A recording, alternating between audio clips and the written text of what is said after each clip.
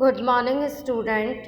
आज हम अपने ग्रामर सेक्शन में जो पढ़ने जा रहे हैं वो इंग्लिश लिटरेचर से जो रिलेटेड पैसेज हैं उसमें हमने जैसे फर्स्ट चैप्टर कर लिया है।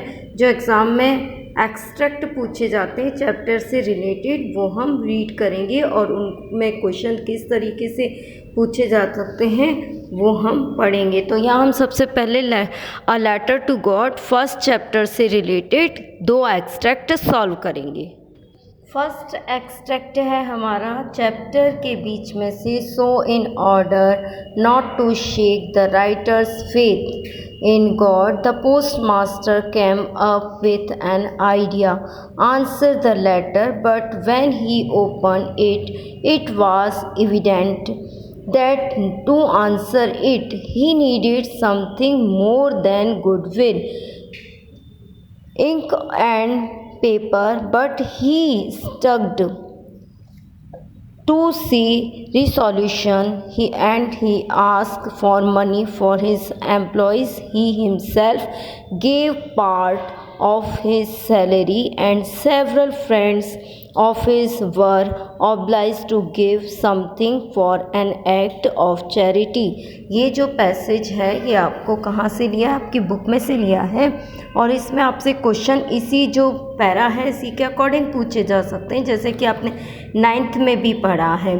तो अगर आपसे चैप्टर का नाम पूछते हैं तो आप उसको रीड करके बता सकते हैं कि अ लेटर टू गॉड, और जो राइटर हैं वो भी आपको राइटर का नाम आपकी बुक में भी है और इस इमेज में भी है, जे फंड्स। और क्वेश्चंस दे रखे हैं, how did the postmaster help the writer of the letter.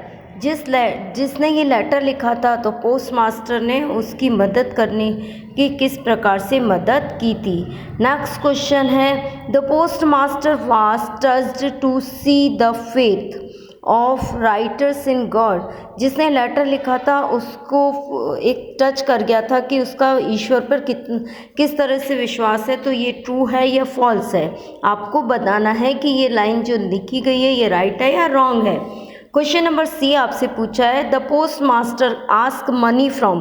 Post master ने मनी के लिए किससे कहा था? His mother, Lanco, his father, his employees. तो आप जब इस पैसेज को समझेंगे तो आपको पढ़ेंगे तो आपको उसका आंसर मिलेगा। लास्ट क्वेश्चन है D number, identify the word from the extract which means firm decision.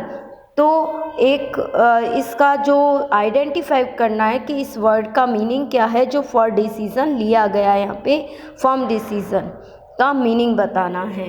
तो आपको इस पहले पैसेज को ध्यान से पढ़ना है, फिर देन आप पहले आंसर खुद सर्च कीजिए, उसके बाद मैं आपको आंसर भी सेंड कर रही हूँ, लेकिन आप खुद से उनको समझने की कोशिश कीजिएगा, है ना। तो अब आप आंसर देखिए इसके।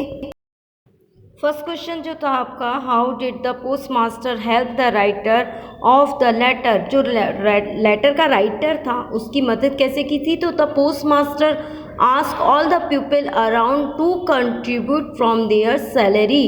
He also gave part of his salary to help the writer. जिसने ये लेटर लिखा था उसकी मदद करने के लिए उसने अपने साथ में जो एम्प्लॉयज़ थे उनको कहा था और साथ ही उसने खुद ने भी हेल्प की थी। बी नंबर आपसे ट्रू फॉल्स पूछा गया था तो इसका आंसर है ट्रू।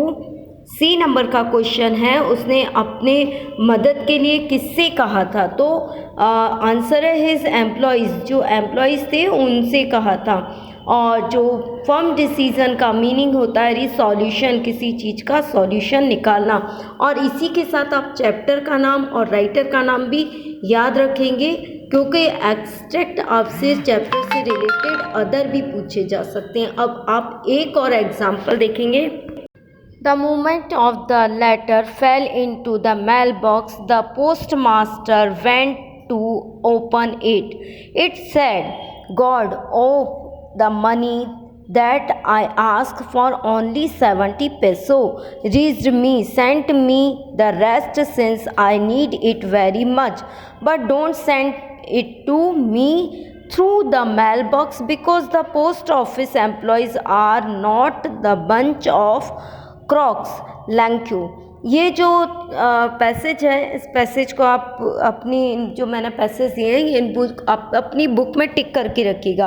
अब इसी के क्वेश्चन जो आपसे पूछे जा सकते हैं वो है why what does Lencho mean the by rest. Rest से लैंको का क्या मीनिंग था। Lencho was thankful the postmaster office employees after receiving money, true और फॉल्स। क्या जब मनी मिल गई थी तो वो पोस्ट ऑफिस के लोगों के प्रति थैंकफुल था या नहीं। अगर था तो ट्रू, अगर नहीं था तो false. It in his letter to God Lencho ask for. कितने पैसे के लिए रिक्वायरमेंट की थी। 80 पैसों, 100 पैसों, 200 पैसों, 150 पैसों, 150 पैसों। Identify the word from the extract which mean dishonest. Dishonest का मीनिंग क्या होता है हमको आइडेंटिफाई करना है। तो आप पहले जैसे फर्स्ट पैसेज में मैंने कहा था कि एक्सट्रैक्ट में कि आप पहले खुद से आंसर ढूंढें बाद में आंसर चेक करें, है ना। तो अब इसके आंसर आप खुद ढूंढिए, उसके बाद में जो आंसर भेज रही हूँ उनको आप देखना। फर्स्ट क्वेश्चन में आपसे रेस्ट का मीनिंग पूछा था, तो द रेस्ट लैंचो मीन्स दैट 30 पैसों। रेस्ट मतलब जो बचा हुआ यानी जो अमाउंट, तो यानी 30 पैसों से मीनिंग था उसका।